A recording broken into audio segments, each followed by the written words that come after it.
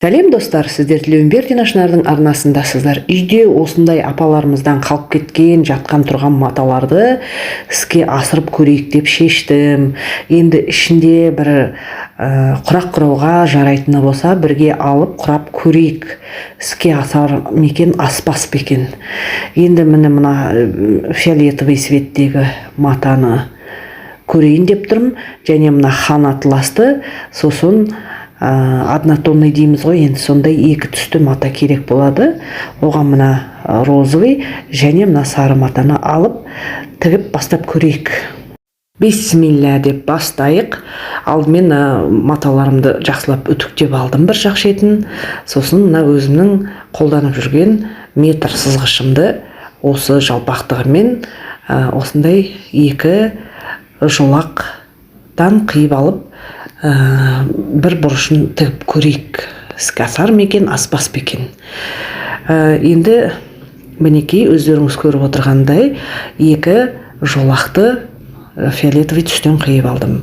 Мына метрімнің жалпақтығы менде 5 сантиметр. Мінекей өлшедім. Ендігі мына хан атласты бұлай енінен келмейді екен, ұзындығынан екі жолақ қиып алатын боламын.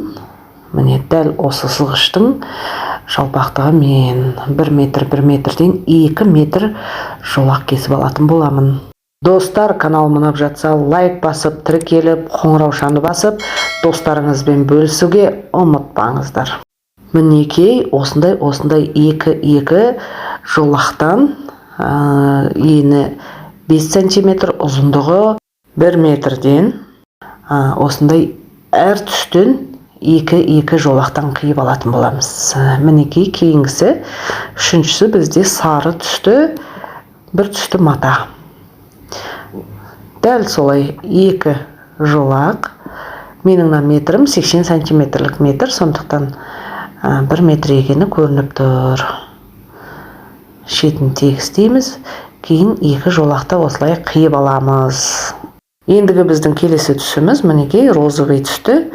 Шетін тегістеп аламыз, кейін екі жолағымызды әдемілеп қиып алатын боламыз.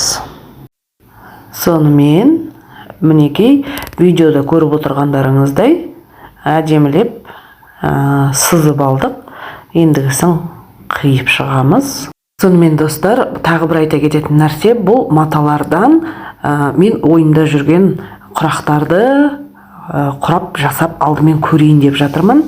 Сондықтан бірден жақсы матаны құртқанша осылай үйде бар матадан тігіп үйренсеңіздер болады. Енді жаңағы 1 метрдік жолақтарымызды өзара ұзын жолақ қып қосып шығамыз. Мінекей.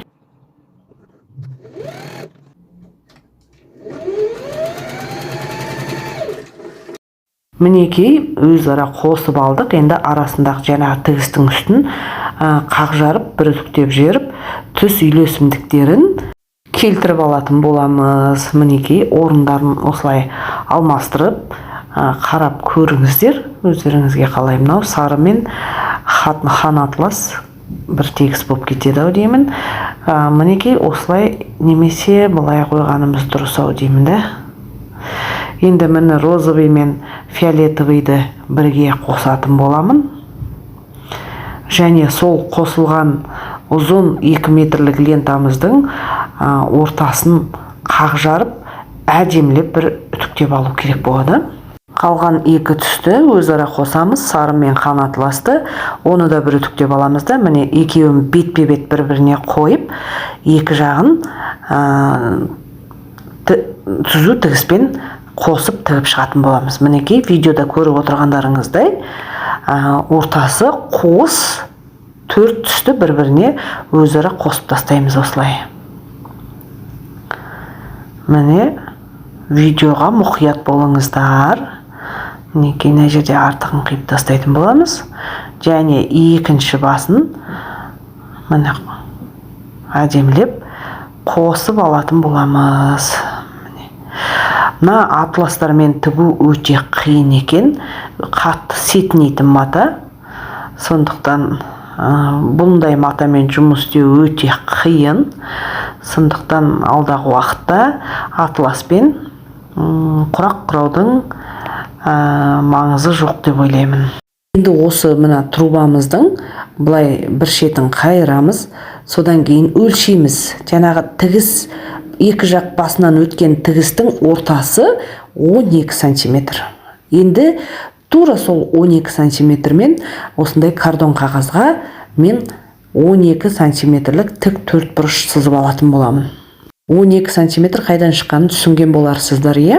Мына труба қып тігілген төрт түсті матамыздың бір жақ бұрышын ішке қарай қайырып, матаның екі жақ басынан өткен тігістің ортасын өлшейтін боламыз. Сонда 12 сантиметр шығады. Енді тура осы 12 сантиметрлік тік төртбұрышымызды әдемілеп қиып аламыз да, төртбұрышымыздың тең ортасынан мына диагоналынан тағы бір қиып өтетін боламыз. Міне дәл осы бір үшбұрышпен жұмыс жасайтын боламыз. Міне видеода көріп отырғандарыңыздай бір жоғары, бір төмен қойып отырып, осы жаңағы 2 метрлік дайындап алған жолақтарымызды дәл осылай тағы бір қиып шығатын боламыз. Мінекей достар, қолымдағы бар матамен қалдықсыз оңай құрау әдісін көрсеткім келген еді. Жұмысы ұнап жатса лайк басып, комментарий жазып, тіркеліп, достарыңызбен бөлісуге ұмытпаңыздар. Сол дәл осы қарқынмен осы 2 метр матаны дайындап алған жолағымызды соңына дейін қиып шығатын боламыз. Ендігісін әр қайсын осылай тең ортасын қақ жарып, өтіктеп дайындап алатын боламыз. Сонымен дайын болған төрт бұрыштарымызды әдемілеп узорымызды шығару үшін келістіріп қойып көреміз. Мінекей, мен алдымен осындай крестикті қойсам ба деймін, сары түспен. Одан кейінгісі мына бұрышына осылай әртүрлі неде қоюға болады. Мінекей, қараңызшы қандай түс үйлесімділіктері әдемі келіп, әрине мен үшін, сіздер қалай ойлайсыздар? Мінекей, қандай әдемі шығады, иә?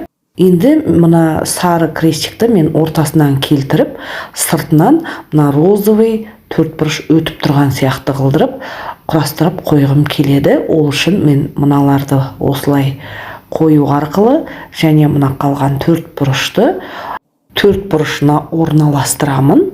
Мінекей, осы тұрған тұрысы маған ұнайды. Дәл осылай қазір әдемілеп бірін-біріне қосып шығатын боламын. Ол үшін мына тең ортасындағы крестикті бірінші мына төртеуін былай қосып аламын, кейін ортасын қосатын боламын. Енді қосайық. Сіздер видеодан мұқият қарап отырсаңыздар болады. Енді мына төрт бұрыштарды қию қиын емес деп ойлаймын. Сондықтан видеоға қарап, әр алдында өткен тігістерді бір-біріне беттестіріп, бірдейлестіріп тігсеңіздер, шығаратын суреттеріңіз әдемі шығатын болады. Егер дәл осылай енін 5 сантиметр, ұзындығы 2 метрлік жолақтарымыздан тігетін болсаңыздар, мына дайын жастықтың тұсы 40-40 деген жастыққа келетін болады. Мінекей, қарап отырсаңыздар, әдемі шығып келе жатыр.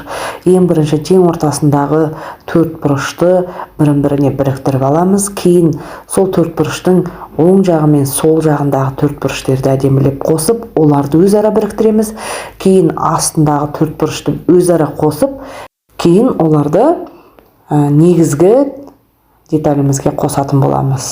Мінекей, асты мен үстін тігіп алдым. Енді астын үстін әдемілеп қосып шығатын боламын. Сонымен достар, құрағымыз дайын болды. Дайын өнім өлшемі бізде 40-40 сантиметр шығатын болады. Жалпы қалдықсыз құрау әдісін көрсеттім. Сіздерге ұнап жатса, лайк басып комментарий жазыңыздар. Достарыңызбен бөлісуге ұмытпаңыздар. Келесі видеомда кездескенше.